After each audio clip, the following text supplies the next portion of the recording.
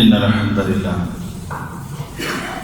نحمده ونستعينه ونؤمن به ونتوكل عليه ونعوذ بالله من شرور أنفسنا ومن سيئات أعمالنا من يهده الله فلا مضل له ومن يضلل فلا هادي له وأشهد أن لا إله إلا الله وحده لا شريك له وأشهد أن محمدًا عبده ورسوله أرسله بالهدى ودين الحق ليظهره على الدين كله ولو كره المشركون اللهم صل على محمد وعلى آل محمد كما صليت على إبراهيم وعلى آل إبراهيم اللهم بارك على محمد وعلى آل محمد كما باركت على إبراهيم وعلى آل إبراهيم إنك حميد مجيد أما بعد فإن خير الكلام كلام الله وخير الهدي هدي محمد صلى الله عليه وسلم وشر الأمور محدثاتها وكل محدثة بدعة وكل بدعة ضلالة وكل ضلالة في النار. أعوذ بالله من الشيطان الرجيم. بسم الله الرحمن الرحيم. يا أيها الذين آمنوا اتقوا الله حق تقاته ولا تموتن إلا وأنتم مسلمون. يا أيها الناس اتقوا ربكم الذي خلقكم من نفس واحدة وخلق منها زوجها وبث منهما رجالا كثيرا ونساء واتقوا الله الذي تساءلون به والأرحام إن الله كان عليكم رقيبا. يا أيها الذين آمنوا اتقوا الله وقولوا قولا سديدا يصلح لكم أعمالكم ويغفر لكم ذنوبكم ومن يطع الله ورسوله فقد فاز فوزا عظيما. إن عدة الشهور عند الله 12 شهرا في كتاب الله يوم خلق السماوات والأرض منها 4 حرم ذلك الدين القيم فلا تظلموا فيهن أنفسكم وقاتلوا المشركين كافة كما يقاتلونكم كافة واعلموا أن الله مع المتقين. പ്രിയമുള്ള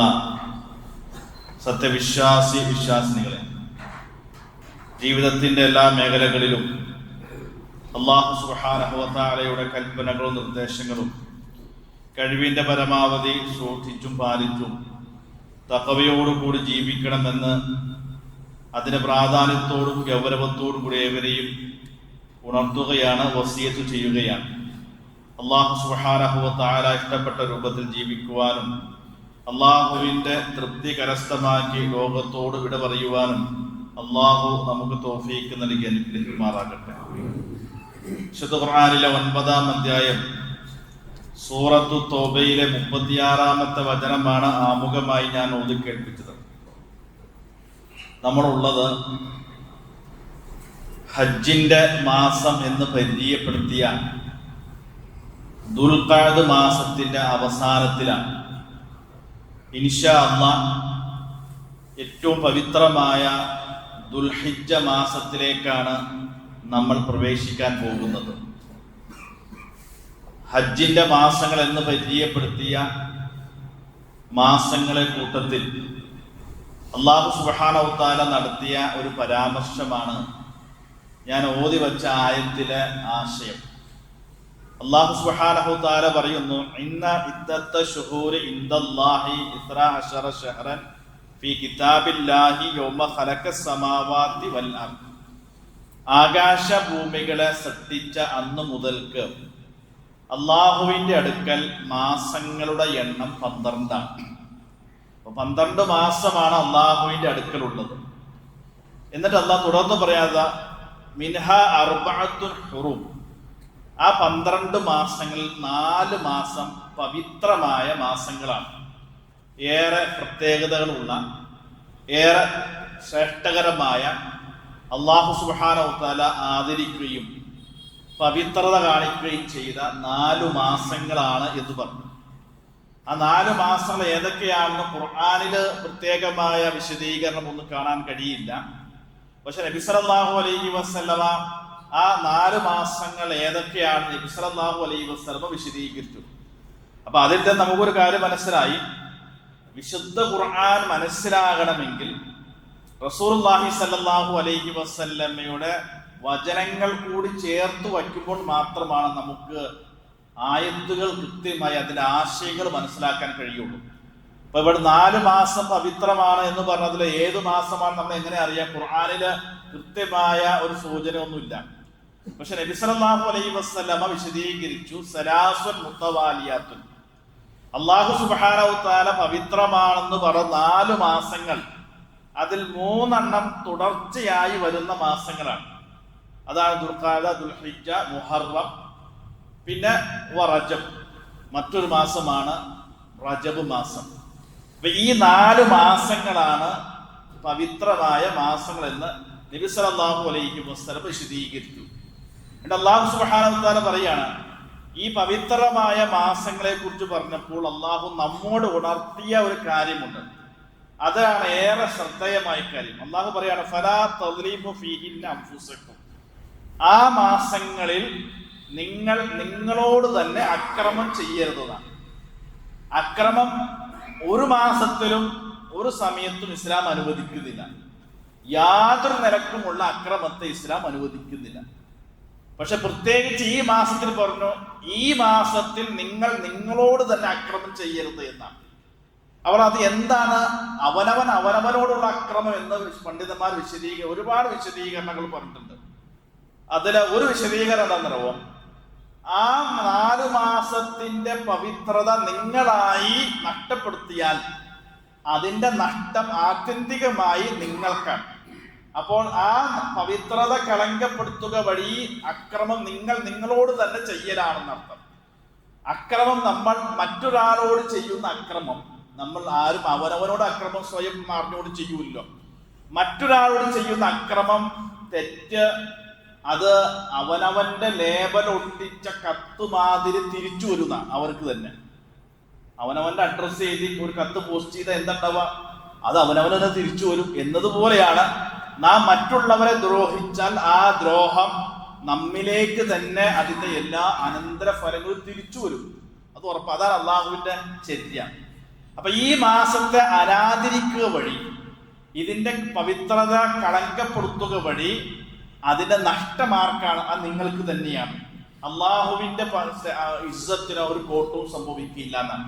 അപ്പൊ നമ്മൾ ശ്രദ്ധിക്കേണ്ട കാര്യം എന്താണോ, ഈ പവിത്രമായ അള്ളാഹു എണ്ണി പറഞ്ഞ ഏറ്റവും ശ്രേഷ്ഠകരമായ ദുൽഹിജ്ജ മാസത്തിലേക്ക് നമ്മൾ പ്രവേശിക്കുമ്പോൾ ഒന്നുകൂടി നമ്മൾ ശ്രദ്ധിക്കേണ്ടത്, ആ ദുൽഹിജ്ജ മാസത്തില് അള്ളാഹു സുബ്ഹാനഹു വ തആല 10 ദിവസങ്ങൾ, അതിലെ ആദ്യ 10 ദിവസങ്ങൾ കൂടുതൽ ശ്രേഷ്ഠകരമായി എന്ന് എടുത്തു പറഞ്ഞു. വിശുദ്ധ ഖുർആൻ പറയുന്നുണ്ട്, യാ അയ്യുഹല്ലദീന ആമനൂ ലാ തുഹില്ലു ശാഇറല്ലാഹ് വല ശഹറൽ ഹറാമ, നിങ്ങൾ ഒരിക്കലും അള്ളാഹുവിന്റെ ചിഹ്നങ്ങളെയോ പവിത്രമായ മാസങ്ങളെയോ നിങ്ങൾ അനാദരിക്കരുത്. അപ്പൊ ആദരിക്കണം എന്ന് പറഞ്ഞതോടൊപ്പം പറയാണ് 2 കൽപ്പന. എന്ന് 2 വശവും പറയാണ്. ആദരിക്കണം എന്ന് പറഞ്ഞതിലൊപ്പം ഒന്നുകൂടി അനാദരിക്കാനും പാടില്ല. അപ്പൊ ഇനി അതിന്റെ ഉള്ളിൽ വേറെ നമുക്ക് ചിന്തിക്കാനുള്ള അവസരമില്ല എന്നർത്ഥം. അനാദരിക്കാനും പാടില്ല എന്ന് കൃത്യമായി പറഞ്ഞുകൊണ്ട് വളരെ സൂക്ഷിച്ചു വേണം നമ്മൾ പോകാൻ. പ്രത്യേകിച്ച് ഈ ആദ്യത്തെ 10 ദിവസങ്ങൾ റസൂലുള്ളാഹി സ്വല്ലല്ലാഹു അലൈഹി വസല്ലമ പറഞ്ഞു, മാ മിൻ അയ്യാമിൻ അഅ്ളമു ഇൻദല്ലാഹി വലാ അഹബ്ബു ഇലൈഹിൽ അമലു സ്വാലിഹു ഫീഹിന്ന മിൻ ഹാദിഹിൽ അയ്യാമിൽ അശർ. അല്ലാഹു സുബ്ഹാനഹു വ തആലയ്ക്ക് നിങ്ങൾ ഒരു അമലു സ്വാലിഹ്, അത് സൽക്കർമ്മങ്ങൾ ചെയ്യുകയാണെങ്കിൽ ഈ 10 ദിവസങ്ങൾ ചെയ്യുന്ന സൽക്കർമ്മങ്ങളെയാണ് അള്ളാഹുവിന് കൂടുതൽ ഇഷ്ടം എന്നാണ്. എല്ലാ സൽക്കർമ്മങ്ങളെയും അള്ളാഹുവിന് ഇഷ്ടമാണ്. സൽക്കർമ്മങ്ങൾ മുഴുവൻ ചെയ്യുന്നത് അള്ളാഹുവിന്റെ ഇഷ്ടം സമ്പാദിക്കാനാണ്. അങ്ങനെയാണ് നമ്മൾ എന്താ ചെയ്യാം? അള്ളാഹു ഇഷ്ടപ്പെട്ട കാര്യങ്ങൾ ഇഷ്ടപ്പെട്ട സമയത്തും സന്ദർഭങ്ങളിലും ചെയ്ത് അള്ളാഹുവിന് ഇഷ്ടം സമ്പാദിക്കലാണ് നമ്മുടെ ബുദ്ധി, നമ്മുടെ സാമർത്ഥ്യം. അങ്ങനെയാണ്. ഇപ്പൊ നബി സല്ലല്ലാഹു അലൈഹി വസല്ലം പറഞ്ഞത്, ഈ 10 ദിവസങ്ങൾ എങ്ങനെ നമുക്ക് കിട്ടി? വിശുദ്ധ ഖുർആൻ സൂറത്തുൽ ഹജ്ജിൽ പറഞ്ഞു, നിങ്ങൾ ഫി അയ്യാമിൻ വദ്കുറുല്ലാഹ ഫി അയ്യാമിൻ മഅലൂമാത്ത്, അറിയപ്പെട്ട ദിവസങ്ങളിൽ നിങ്ങൾ അള്ളാഹുവിനെ കൂടുതലായി സ്മരിക്കണമെന്നാണ്. അത് ഖുർആന്റെ പ്രയോഗമാണ്. നോമ്പിനെ കുറിച്ച് പറഞ്ഞപ്പോൾ അയ്യാമ മഅദൂദാൻ, എണ്ണപ്പെട്ട ദിവസങ്ങൾ എന്നാ പറഞ്ഞത്. അവിടെ എണ്ണത്തെയാണ് അല്ലാഹു സുബ്ഹാനഹു വ തആല സൂചിപ്പിച്ചത്. ഇവിടെ പറഞ്ഞ അയ്യാമിൻ മഅലൂമാത്ത്, അറിയപ്പെട്ട ദിവസങ്ങൾ. അപ്പൊ എന്തുകൊണ്ടാണ് അത് അറിയപ്പെട്ടത്? ഒന്നാമത്തത് ഹജ്ജിന്റെ മാസങ്ങളാണ്, ദിവസങ്ങളാണ് എന്നറിയപ്പെട്ടതാണ് എന്നതാണ് ഒരു വിവക്ഷ. മറ്റൊന്ന്, ആ ദിവസങ്ങളുടെ ശ്രേഷ്ഠതയും പവിത്രതയും അത് എല്ലാവർക്കും അറിയാവുന്ന കാര്യമാണ്. അത് പ്രത്യേകിച്ച് ബോധവൽക്കരിക്കേണ്ട കാര്യമാണ്. അതിന്റെ ഗുണവും പവിത്രതയും ഒക്കെ എല്ലാവർക്കും അറിയുന്ന കാര്യമാണ്. അത്ര പ്രസിദ്ധമായ, എല്ലാവർക്കും അറിയുന്ന ആ ദിവസങ്ങൾ കൂടുതൽ അള്ളാഹുവിനെ എന്ത് ചെയ്യണം? സ്മരിക്കണം എന്ന് പറഞ്ഞത് മുഫസ്സിറുകൾ പറയാണ്. ഇവിടെ പറയപ്പെട്ട ദിവസങ്ങൾ അത് ആദ്യത്തെ 10 ദിവസമാണ്. സൂറത്തുൽ ഫജ്റിൽ അള്ളാഹു പറഞ്ഞു, വൽ ഫജ്ർ, പ്രഭാതം തന്നെയാണ് സത്യം, വലയാലിൽ അശ്ർ, 10 രാത്രികൾ 10 ദിവസങ്ങൾ തന്നെയാണ് സത്യം. ആ 10 ദിവസങ്ങൾ ഇബ്നു അബ്ബാസ് റളിയല്ലാഹു അൻഹു പറഞ്ഞു, യഅനി മിൻ അയ്യാമിൽ അശ്ർ മിൻ ദിൽഹിജ്ജ. അല്ലാഹു സുബ്ഹാനഹു വ തആല സത്യം ചെയ്യുകയാണ്. നിങ്ങൾ ആലോചിക്കണം, അല്ലാഹു വളരെ ചുരുങ്ങിയ കാര്യങ്ങളെ കുറിച്ച് മാത്രമേ സത്യം ചെയ്യുള്ളൂ. അല്ലാഹു സത്യം ചെയ്യുക അല്ലാഹുവിന്റെ സൃഷ്ടികളെ പിടിച്ചിട്ടാണ്. അല്ലാഹു സത്യം ചെയ്യുക അല്ലാഹു താൻ സൃഷ്ടിച്ച സംവിധാനിച്ച സംവിധാനങ്ങളെയും സൃഷ്ടികളെയും പിടിച്ചിട്ടാണ് അല്ലാഹു സത്യം ചെയ്യുക. അപ്പൊ അല്ലാഹു പറയാണ്, പ്രഭാതം തന്നെയാണ് സത്യം, ഈ 10 ദിവസങ്ങൾ തന്നെയാണ് സത്യം. അപ്പൊ അല്ലാഹു സുബ്ഹാനഹു വ തആല ഏതെങ്കിലും സംഗതിയെ സത്യം ചെയ്തിട്ടുണ്ടെങ്കിൽ അതിന്റെ ശ്രേഷ്ഠത എത്രയാണ്, അതിന്റെ പ്രാധാന്യം എത്രയാണ്? അത്രയും മഹത്വമുള്ള ദിവസങ്ങളാണ് നമ്മുടെ മുമ്പിലുള്ള വരാനിരിക്കുന്ന ദുൽഹിജ്ജയിലെ ആദ്യ 10 ദിവസങ്ങൾ. അതുകൊണ്ട് ഞാൻ വളരെ ഗൗരവത്തോട് സൂചിപ്പിക്കുകയാണ്, നമ്മൾ ആ 10 ഈ മാസങ്ങളിൽ 10 ദിവസങ്ങൾ കൂടുതൽ അതിന് ആദരവ് കൊടുക്കണം. അതിന്റെ പവിത്രതയും ശ്രേഷ്ഠതയും കളങ്കപ്പെടുത്തുന്ന ഒരു പ്രവൃത്തിയും നമ്മുടെ ഭാഗത്തുനിന്ന് വരാൻ പാടില്ല. അങ്ങനെ സംഭവിച്ചാൽ അതിന്റെ മുഴുവൻ ദോഷവും അവനവൻ തന്നെ അനുഭവിക്കേണ്ടി വരും എന്നുള്ളത്. എന്താ കാരണം റവം? പണ്ഡിതന്മാർ വിശദീകരിച്ച വിശദീകരണം എന്താണെന്ന് റവം?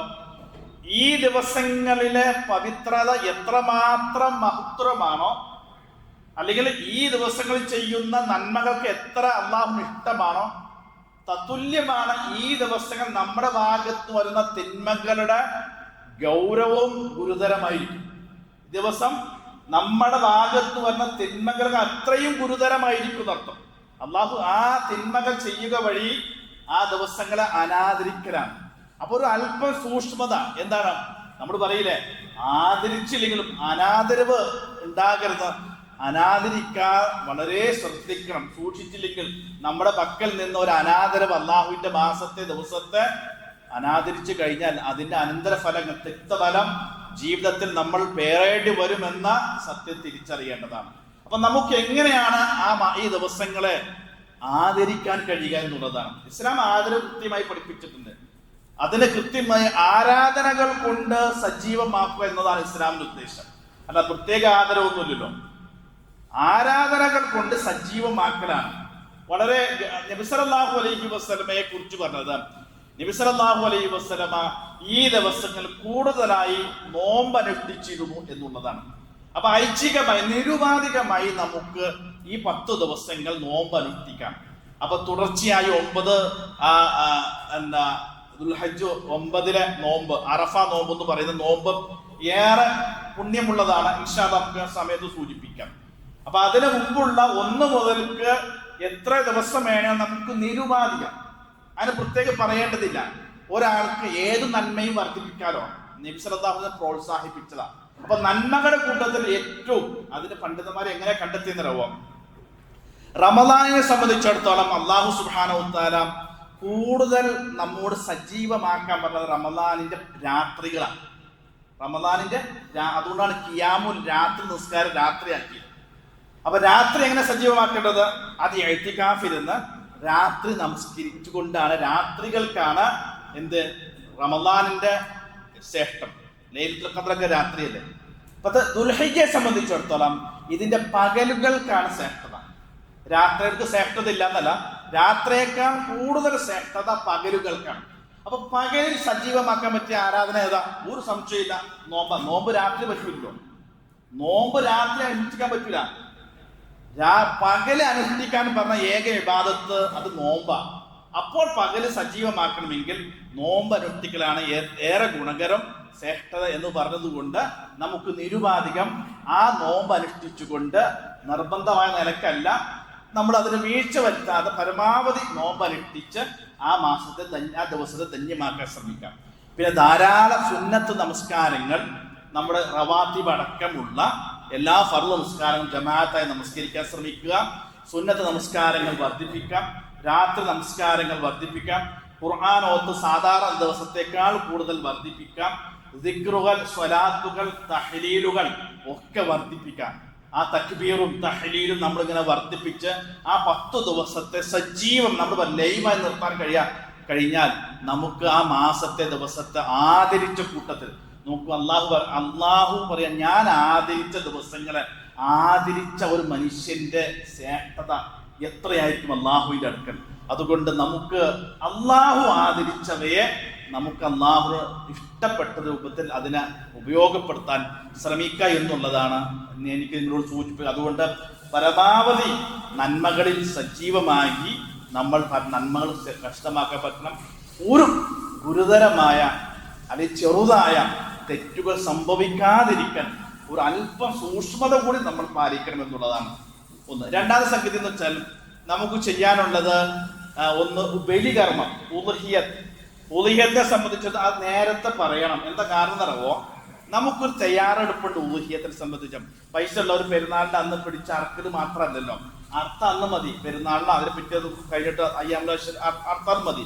പക്ഷെ നമുക്കൊരു മുന്നൊരുക്കം ആവശ്യം, മാനസികമായ മുന്നൊരുക്കം ആദ്യമാണ്.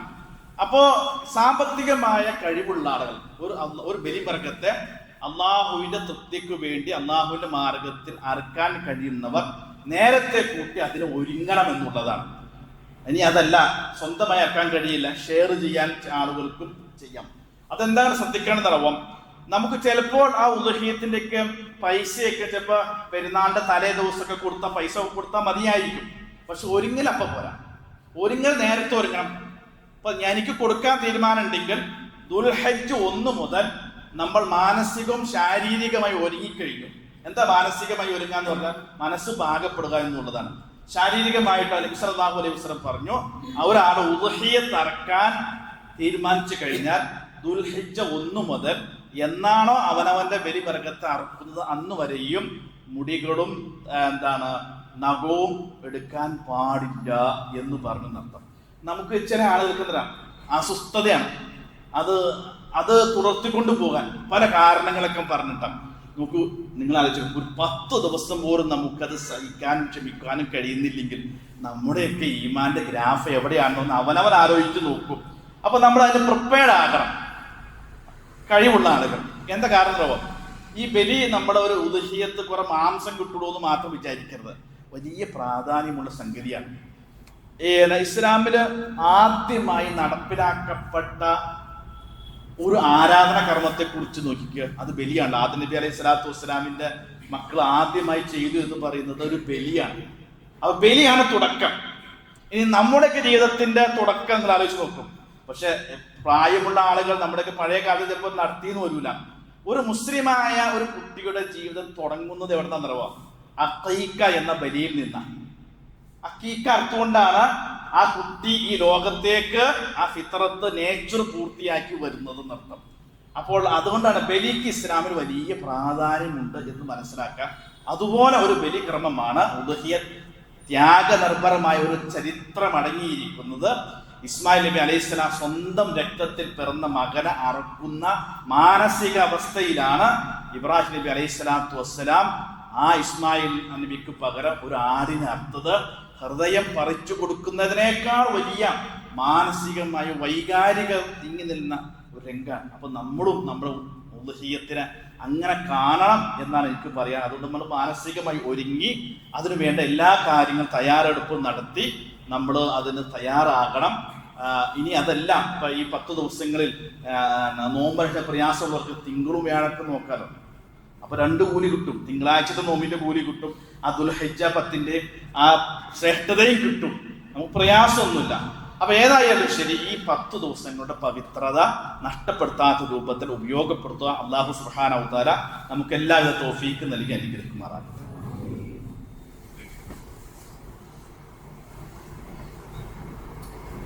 അൽഹംദുലില്ലാഹി റബ്ബിൽ ആലമീൻ വസ്സലാത്തു വസ്സലാമു അലാ അഷ്റഫിൽ മുർസലീൻ വഅലാ ആലിഹി വസഹ്ബിഹി അജ്മഈൻ. അമ്മാ ബഅദ്. ഒരിക്കൽ കൂടി അള്ളാഹുവിന്റെ കൽപ്പനകൾ പാലിച്ച് ജീവിക്കണമെന്ന് ഉണർത്തുകയാണ്. ഇസ്ലാമിനെ സംബന്ധിച്ചിടത്തോളം നബി സല്ലല്ലാഹു അലൈഹി വസല്ലമ നമ്മുടെ ജീവിതത്തിലെ എല്ലാ രംഗത്തും കൃത്യമായ ചില മര്യാദകളും ചര്യകളും പഠിപ്പിച്ചിട്ടുണ്ട്. അത് യഥാർത്ഥത്തിൽ ഒരു മുസ്ലിം എന്ന നിലയിൽ നമുക്ക് മാത്രം കൈവരിക്കാൻ കിട്ടുന്ന ചില അസുലഭ നിമിഷങ്ങളാണ്. ഇപ്പൊ നിങ്ങൾ ആലോചിച്ച് നോക്കുക, ഇപ്പൊ നമ്മൾ ശ്രദ്ധിക്കാതെ പോകുന്ന ചില കാര്യങ്ങളുണ്ട്. ഏത് രംഗത്തും നബിക്ക് അതിലൊരു മാതൃകയുണ്ട്, അവിടെ ഒരു നിലപാടുണ്ട്, അവിടെ ഒരു മര്യാദ ഉണ്ടെന്നർത്ഥം. ഇപ്പൊ നമ്മുടെ വേനൽക്കാലം അവസാനിച്ച് മഴയൊക്കെ പെയ്ത് തുടങ്ങി അല്പം ചൂടൊക്കെ ശാന്തമായി ആശ്വാസം കിട്ടുന്ന ഒരു തുടക്കത്തിലാണ് ഉള്ളത്. ചില സ്ഥലത്തിൻ്റെ മഴയുടെയും ഇടിയുടെയും കാറ്റിൻ്റെയൊക്കെ ചില കെടുതികളൊക്കെ അതൊക്കെ സ്വാഭാവികമാണ്. അപ്പൊ നമ്മൾ അവിടെ എന്താ ഇസ്ലാമികമായി മര്യാദ എന്നറിയാം. ഇസ്ലാം എല്ലാ സ്ഥലത്തിലും ഇസ്ലാമിന് ഒരു ആത്മീയമായ ഒരു ഭാഗം എല്ലാ രംഗത്തും ഉണ്ടെന്ന്. സൂറത്തുൽ ഫുസ്സിലത്ത് മഴയെക്കുറിച്ച് അള്ളാഹു പറയുന്നുണ്ട്. അള്ളാഹ് പറയാം, നിങ്ങൾ മഴയെക്കുറിച്ച് ചിന്തിക്കണം. എന്താണ്? നിങ്ങൾ കണ്ടിട്ടില്ലേ, അലം തറ അന്നക തറൽ അർള ഖാശിഅത്തൻ, ഉണങ്ങി വരണ്ട ഭൂമിയെ നിങ്ങൾ കണ്ടില്ലേ? അതിലേക്ക് ഒരു ദിവസം മഴ വർഷിച്ചാൽ എന്താ സംഭവിക്കുക? ആ മഴ വെള്ളം കൊണ്ട് ഭൂമി ഒന്ന് തളിർത്ത് കുളിർത്ത് അതിൽ നിന്ന് എന്ത് മുളച്ചു വരും? അടിയിൽ കിടക്കുന്ന നമ്മളൊക്കെ ഉണങ്ങി നശിച്ചു പോയി തോന്നുന്ന ചെറിയ ധാന്യമണികൾ മുളച്ചു വരും എന്നത് കാണാന്ന് പറഞ്ഞത്. അപ്പൊ നമ്മുടെ നോക്കി കാണാൻ പറയാം. അല്ലാഹു ആയത്ത് പറയാ, ഇന്നല്ലദി അഹ്യാഹ ലമുഹ്യിൽ മൗത. അല്ലാഹു പറയാണ്, ആ മണ്ണിന്റെ ഉണങ്ങി വരണ്ടുപോയ മണ്ണിന്റെ അടിയിൽ കിടന്ന ധാന്യമണിയെ ഒരു വെള്ളത്തുള്ളി കൊണ്ട് ജീവൻ നൽകി പുറത്തു കൊണ്ടുവന്നവൻ ലമുഹ്യിൽ മൗത, മരണപ്പെട്ടു പോയവരെ ജീവിപ്പിക്കുക തന്നെ ചെയ്യുന്ന. അപ്പൊ മഴയെക്കുറിച്ച് പറഞ്ഞിട്ട് അതിന്റെ ശാസ്ത്രീയ പറഞ്ഞ ഭൗതികത പറഞ്ഞ വിടുകയല്ല. അത് പറയുമ്പോഴും അവിടെ ഒരു ആത്മീയ ഭാഗം നമ്മെ ഉണർത്തുകയാണ്. നിങ്ങൾ ചിന്തിക്കുമ്പോഴും മരണാനന്തരം ഒരു ജീവിതമുണ്ട് എന്നതിന് തെളിവാണ് ഈ മഴ പെയ്യുന്നർത്ഥം. അപ്പൊ ഞാൻ പറയുന്നത് എല്ലാത്തിനും ഇസ്ലാമിൽ ഒരു ആത്മീയ ഭാഗമാണ്, അത് കാണാതെ പോകരുതെന്നർത്ഥം. അപ്പോൾ അതിൽ നമ്മൾ ശ്രദ്ധിക്കേണ്ട മര്യാദ എന്താ? നബി സല്ലല്ലാഹു അലൈഹി വസല്ലമയുടെ മര്യാദ എന്താ ചെയ്യുക? എന്താ? നബി മഴയ്ക്ക് വേണ്ടി മഴ കിട്ടാതെ വരുമ്പോൾ അല്ലാഹുമ്മ അഗ്സിനാ, അല്ലാഹുമ്മ ഇസ്കിനാ, അല്ലാഹുവേ നീ ഞങ്ങൾക്ക് മഴ വർഷിപ്പിച്ച് തരണമേ എന്ന് പ്രാർത്ഥിക്കും. അപ്പൊ മഴയ്ക്ക് വേണ്ടി പ്രാർത്ഥിക്കുക എന്നുള്ളത് ഇസ്ലാമികമായ ഒരു ചെറ്റിയാണ്. ഇനി മഴ പെയ്താൽ ഇപ്പൊ നമുക്ക് ആ പ്രാർത്ഥനയ്ക്ക് അള്ളാഹുവിന്റെ അനുഗ്രഹം മഴ വർഷിച്ചാൽ, മഴ പെയ്തുകൊണ്ടിരിക്കുമ്പോൾ അല്ലാഹുമ്മ സ്വയ്യിബൻ നാഫിഅ ഗൈറ ളാർദിൻ, അല്ലാഹുവേ ഈ മഴയെ ഞങ്ങൾക്ക് ഗുണകരമായ ഉപകാരപ്രദമായ ഒരു മഴയാക്കി മാറ്റും. അത് മഴ പെയ്തുകൊണ്ടിരിക്കുമ്പോൾ പ്രാർത്ഥിക്കാനാണ് പറഞ്ഞത്. ഇനി മഴ പെയ്ത് കഴിഞ്ഞാലോ എന്താണ് പ്രാർത്ഥന? നബി സല്ലല്ലാഹു അലൈഹി വസല്ലം മുദ്ദിർനാ ബിഫദ്ലില്ലാഹി വറഹ്മതി, മഴയൊക്കെ പെയ്ത് നമുക്കൊരു ആശ്വാസം നമ്മൾ പറയണം, അള്ളാഹുവിന്റെ അനുഗ്രഹം കാരുണ്യം കൊണ്ട് മഴ ലഭിച്ചു എന്ന് പറയണം. ഇനി മഴ കൂടിയാലോ അല്ലാഹുമ്മ ഹവാലൈന വലാ അലൈന, അള്ളാഹുവേ മഴ നിയന്ത്രണം വിട്ട് പെയ്യുകയാണ്, ഞങ്ങൾക്ക് എതിരായി പെയ്യാതെ ആവശ്യമുള്ള സ്ഥലങ്ങളിലൊക്കെ നീ പെയ്യിപ്പിക്കണതാ. നോക്കൂ, അപ്പോൾ നമ്മൾ ഇത് ശ്രദ്ധിക്കണ്ടേ? മഴയ്ക്ക് വേണ്ടി പ്രാർത്ഥിക്കാം, പെയ്യുമ്പോൾ പ്രാർത്ഥിക്കാം. നബി സല്ലല്ലാഹു അലൈഹി വസല്ലമ പുതുമഴയ്ക്ക് സഹാബത്ത് പറയാണ്, ആദ്യ മഴയ്ക്ക് നബി ഒരിക്കൽ ഇങ്ങനെ നബിയുടെ മേൽമുണ്ട് മാറ്റിയിട്ട് മഴയത്ത് ഇറങ്ങി നിന്നു. അപ്പൊ സഹാബത്ത് എന്താണ് നബി എന്നാ? അപ്പൊ ഇത് അള്ളാഹുവിന്റെ കാരുണ്യത്തിന്റെ ഒരു ഭാഗമാണല്ലോ. അപ്പൊ അത് ശരീരത്തെ സ്പർശിക്ക വഴി ആ റഹ്മത്ത് സ്വീകരിക്കാനാണെന്നാണ് റസൂലുള്ളാഹി ചെയ്തതെന്ന് അർത്ഥം. നബി അങ്ങനെയായിരുന്നു, എല്ലാത്തിനെയും അങ്ങനെ ഉപയോഗപ്പെടുത്തിയിരുന്നതാണ്. അതാണ് മഴയ്ക്ക് വേണ്ടി നമ്മൾ പ്രാർത്ഥിക്കുക. മഴ പെയ്യുമ്പോൾ പ്രാർത്ഥിക്കാം. പെയ്തു കഴിഞ്ഞാൽ നമ്മൾ പറയാ, ഇപ്പൊ അവിടെ ന്യൂനമർദ്ദം ഉണ്ടായതുകൊണ്ട് പെയ്തു എന്ന് അത് പറയാൻ പാടില്ല എന്നാ. നേരെ അതൊക്കെ എങ്ങനെ ശാസ്ത്രീയമായി അവർ പറഞ്ഞോട്ടെ. നമുക്കൊരു അള്ളാഹുവിന്റെ കാരുണ്യം കൊണ്ട്, ഔദാര്യം കൊണ്ട് അൽഹംദുലില്ലാ നല്ല മഴ കിട്ടി എന്ന് പറയണം. നന്ദി സൂചിക്കണം. മഴ കൂടിയാലും പ്രാർത്ഥിക്കണം. അതാണ് ആ രംഗത്ത്. പിന്നെ ഇടിയും മിന്നലും. നമുക്കിപ്പോൾ കഴിഞ്ഞ ദിവസം നമ്മുടെ മലപ്പുറം ജില്ലയിലെ ഒരു കുട്ടികൾ മരണപ്പെടുകയുണ്ടായി. അള്ളാഹു ആ കുട്ടികൾക്ക് മഗ്ഫിറത്തും മർഹം നൽകി അനുഗ്രഹിക്കുമാറാകട്ടെ. അപ്പോൾ നോക്ക്, അവിടെ ഇസ്ലാമിലെ ശരി എന്താണെന്ന് അറിയുക, ഇടിയും മിന്നലെ പോയി അള്ളാഹു പറയുന്നത് ഇടിയും മിന്നലും അള്ളാഹുവിന് തസ്ബീഹ് ചെയ്യുന്നതാണ്. അപ്പൊ നമ്മൾ കാണാത്തൊരു ആത്മീയ ഭാഗമുണ്ട്. അപ്പൊ ഇടിയും ഇങ്ങനെ നമുക്കൊക്കെ ഭയപ്പെടുന്ന ഇടി യഥാർത്ഥത്തിൽ അത് അള്ളാഹുവിന് തസ്ബീഹാണ്. ആ തസ്ബീഹ് അവർ നിർവഹിച്ചുകൊണ്ടേയിരിക്കും അർത്ഥം. അപ്പൊ നമുക്ക് എന്താ മര്യാദ എന്ന് പറഞ്ഞാൽ, ഇടിയും മിന്നലൊക്കെ വരുമ്പോൾ നമുക്ക് പ്രാർത്ഥിക്കാം. നബി സല്ലല്ലാഹു അലൈഹി വസല്ലം പറഞ്ഞു തസ്ബീഹിനെ വർദ്ധിപ്പിക്കുന്നതാണ്. ഇടിയും മിന്നൽ വരുമ്പോൾ നമ്മൾ മുറിയടിച്ച് ഇരിക്കുക, ആ സുരക്ഷാ സംവിധാനമൊക്കെ സ്വീകരിക്കണം, വേണം തസ്ബീഹ് ചെല്ലണം. അതിന് ഈ ആയത്ത് യുസബ്ബിഹ് റൗദു ബിഹംദി വൽ മലായികത്തു മിൻ ഖീഫത്തി എന്ന ആയത്ത് ഓതാം. അതല്ലെങ്കിൽ തസ്ബീഹ് ചെല്ലലാണ് ഒരു ശരിയാന്നർത്ഥം. കാറ്റ് വരുമ്പോഴോ, ഈ കാറ്റും വെള്ളമൊന്നും മനുഷ്യന് ഒരിക്കൽ നിയന്ത്രിക്കാൻ കഴിയാത്ത സംവിധാനങ്ങളാണ്, നമുക്ക് നിയന്ത്രണത്തിലല്ല എന്നർത്ഥം. അപ്പൊ കാറ്റ് വരുമ്പോൾ ആ നബിക്ക് മാതൃക എന്താണ്? അല്ലാഹുമ്മ ഇന്നി അസ്അലുക മിൻ ഖൈരിഹ, അല്ലാഹുവേ ഈ കാറ്റിന്റെ എല്ലാ നന്മകളും ഞാൻ ചോദിക്കുന്നു. വ ഖൈരി മാ ഫീഹ, ഈ കാറ്റുകൊണ്ടുള്ള നന്മയും. വ ഖൈരി മാ ഉർസിലത്, എന്തിനാണോ നീ കാറ്റിനയച്ചത് ആ ലക്ഷ്യത്തിന്റെ നന്മയും ഞാൻ നിന്നോട് ചോദിക്കുന്നു. അല്ലാഹുമ്മ ഇന്നി അഊദു ബിക മിൻ ശർരിഹാ വ ശർരി മാ ഫീഹാ വ ശർരി മാ ഉർസിലത്, അല്ലാഹുവേ ഈ കാറ്റ് കൊണ്ടുണ്ടാകുന്ന എല്ലാ കെടുതിയിൽ നിന്നും ഞാൻ നിന്നോട് കാവൽ ചോദിക്കുന്നു. പ്രാർത്ഥിക്കണ്ടേ? നമ്മൾ പ്രാർത്ഥിക്കണം. അതൊക്കെയാണ് നമ്മുടെ ചിന്ത. അപ്പൊ ഞാൻ പറഞ്ഞത് വെച്ചാൽ എല്ലാ സന്ദർഭത്തിലും ഇസ്ലാമിൻ്റെതായ ചെറിയ തെറ്റുകളും മര്യാദകളും അതവുകളൊക്കെ ഉണ്ട്. അത് മുസ്ലിങ്ങൾ എന്ന നിലയിൽ നമ്മൾ പാലിക്കാൻ ബാധ്യസ്ഥരാണ് എന്നുകൂടി ഉണർത്താൻ വേണ്ടിയാണ് അല്ലാഹു സുബ്ഹാനഹു വ തആല ഇത്തരം കാര്യങ്ങൾ അത് ഉൾക്കൊണ്ടുകൊണ്ട് ജീവിതത്തിൽ പുലർത്തി അള്ളാഹു ഇഷ്ടപ്പെട്ടതുപോലെ ജീവിച്ച് അള്ളാഹുവിനെ തൃപ്തി കരസ്ഥമാക്കി ലോകത്തോട് യാത്ര പറയാൻ നമുക്കെല്ലാവർക്കും തൗഫീക്ക് നൽകി അനുഗ്രഹിക്കുമാറാകട്ടെ. ഒരുപാട് ആളുകൾ ദുആ കൊണ്ട് വസിയത്ത് ചെയ്തിട്ടുണ്ട്. രോഗികളായി വലിയ പ്രയാസപ്പെടുന്ന ആളുകൾ, ആശുപത്രിയിലുള്ളവരുണ്ട്, വീടുകളിലുള്ളവരുണ്ട്, ഓപ്പറേഷന് വിധേയനായവരുണ്ട്, ഓപ്പറേഷൻ കഴിഞ്ഞ് വിശ്രമിക്കുന്നവരുണ്ട്, പലവരും ഉണ്ട്. നമ്മുടെ പള്ളിയിലൊക്കെ വരുന്ന ആളുകൾ, 1-2 ആളുകൾ അവർ പല ഓപ്പറേഷൻ വിധേയരായിട്ട് വിശ്രമത്തിലാണെന്ന് പറഞ്ഞു. അവരൊക്കെ ദുആണ്ട് വസിയത്ത് അല്ലാഹു അവർക്കൊക്കെ പൂർണ്ണ ആശ്വാസവും രക്ഷയും ശിഫയും നൽകി അനുഗ്രഹിക്കുമാറാകട്ടെ. മരണപ്പെട്ടു പോയ ആളുകൾ, അടുത്ത ദിവസം മരണപ്പെട്ട ഒരു വ്യക്തിക്ക് വേണ്ടി പ്രാർത്ഥിക്കാൻ നമ്മൾ വസിയത്ത് ചെയ്തിട്ടുണ്ട്. അള്ളാഹു അദ്ദേഹത്തിന് മഗ്ഫിറത്തും മർഹമത്തും നൽകി അനുഗ്രഹിക്കുമാറാകട്ടെ. ഇസ്ലാമിലെ മുസ്ലിം സമൂഹത്തിന് അള്ളാഹു ഇസ്സത്ത് പ്രദാനം ചെയ്യുമാറാകട്ടെ. ലോകത്തിന് അള്ളാഹു ശാന്തിയും സമാധാനം സ്വസ്ഥതയും നൽകി അനുഗ്രഹിക്കുമാറാകട്ടെ. അല്ലാഹു മഗ്ഫിർ ലിൽ മുഅ്മിനീന വൽ മുഅ്മിനാത്ത് വൽ മുസ്ലിമീന വൽ മുസ്ലിമാത്ത് അൽ അഹ്യാഇ മിൻഹും വൽ അംവാത്ത് ഇന്നക മുജീബുദ് ദഅവാത്ത് യാ ഖാദിൽ ഹാജാത്ത്. اللهم أجرنا من النار، اللهم أجرنا من النار، اللهم أجرنا من النار. اللهم اعز الاسلام والمسلمين واذل الشرك والمشركين. اللهم احينا للكتاب والسنه وامتنا من الايمان والتوبه. ربنا آتنا في الدنيا حسنه وفي الاخره حسنه وقنا عذاب النار. ربنا تقبل منا انك انت السميع العليم وتب علينا انك انت التواب الرحيم. آمين.